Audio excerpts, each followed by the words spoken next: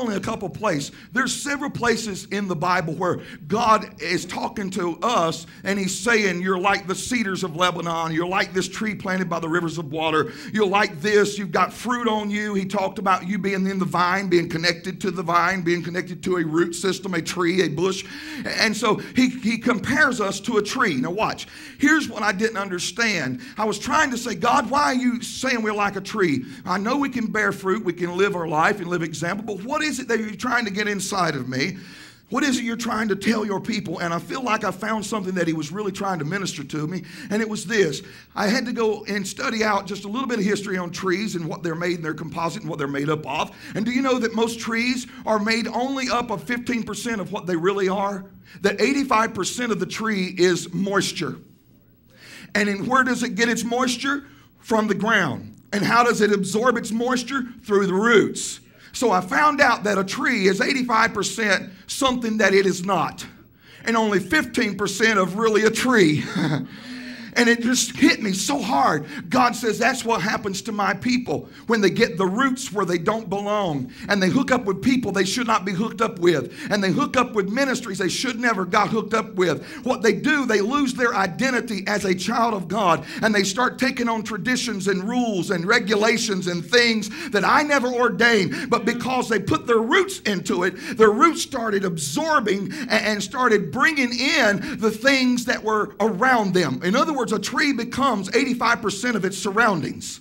It absorbs the water. Water comes down from the sky, goes into the ground, and then all of a sudden the roots see that watering process take place, and it starts sucking in the water until it gets filled up with the water. Isn't that what we do? We hook ourselves up with somebody, and the next thing you know, their attitude becomes our attitude because we put roots in with these people, and we decided, oh man, I'm going to hang out with them, and next thing you know, we're starting to act like them. That's why some of you are acting like you're acting. You can't understand. Why am I acting like this? Your wife don't understand what's happened to him. Who's he running with? You don't understand. Why is your wife all of a sudden started acting like this? Who is her buddies? Who's she hanging out with? You don't understand. How many of you have ever said this? What happened to my son? What happened to my daughter? Have you ever looked at them face to face and say, whatever happened to the son I raised? What happened to the daughter I raised? What you're saying is you're not acting like yourself. And the reason they're not acting like themselves is because they've attached themselves to their surroundings and they've put roots into somebody that's feeding them some nutrients that they really don't need in their life. And so if you want to see where your son or your daughter developed who they are right now, look at who they've been hanging out with. We Christians think we can just get with anyone, hang with anyone, do anything we want to do and not be affected by it. But wherever you set down your time, spend your time at, roots are going down in that certain circumstance and it's absorbing things. That's why people get critical. You know why you get critical? Because you put your roots down with critical people.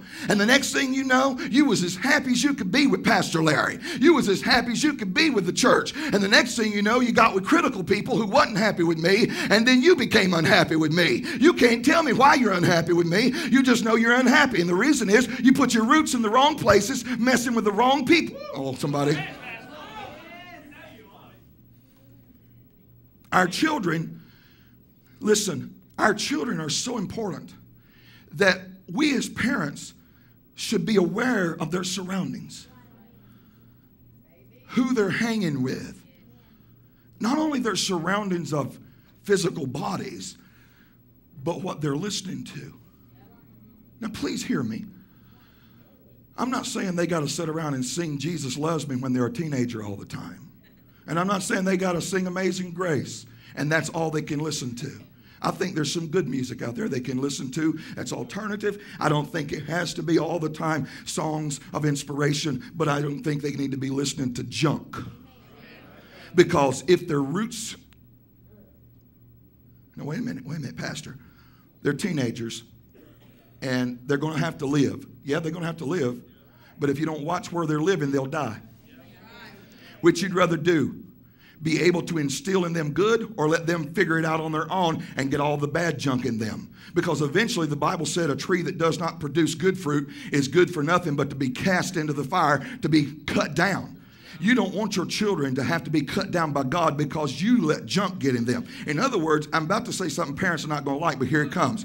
You enable your child most of the time to get into what they get into. See, y'all, just stop clapping because that's a whiny clap right there. That's pitiful. Because you're still stunned at what I said. It's not my fault they're acting. Who, if they're a teenager and they're 12 and 13, where do they get their money? And then they go buy CDs. And you say, what'd you buy? Got me a CD. Did you? Yeah. And you never ask them, who is it? What is it? You know the smartest thing you can do as a parent? When you're riding back from the mall and they've got CDs? So we'll open it up and plug it in. Let's listen to it.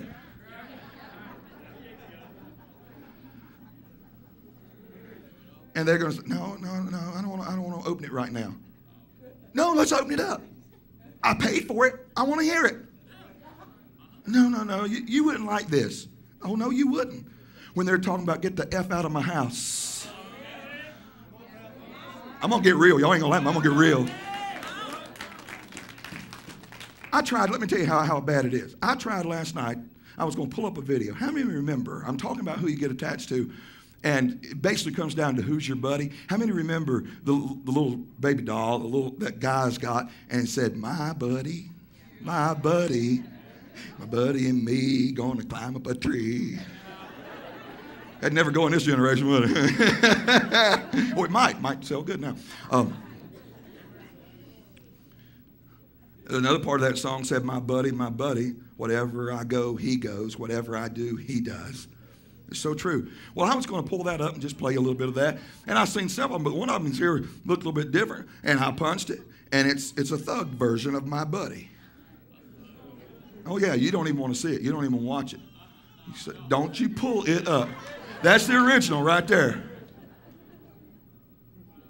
That's the original, my buddy doll. Everywhere he goes, he goes. That's my sister. That's what that one is. I'm real educated on baby dolls. And the thing was, while I was on YouTube, I was going down the line looking at all these my buddies and my sister videos, trying to find one that had a good picture you could see and then listen to.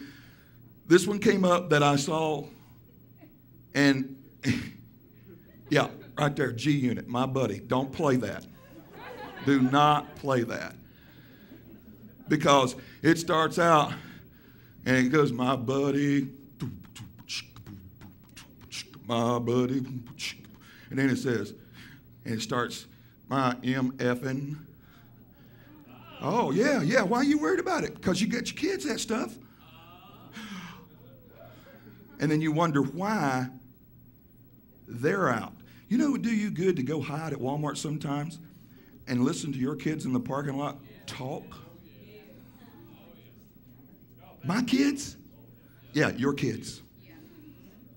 I used to do that. When my kids were out somewhere, I'd go. I'd hide. Because if I caught them talking like that, I don't care if they're 17, 18. I don't care if I heard them talking like that right now. One of them's 27. I'd drag him out that door. I'd whip his tail right now. You understand? Because that's not how I raised him. And if he got that in him, you know how he got it in him? By sinking his roots into junk like that and listening to it when nobody was paying attention. Can I have an amen?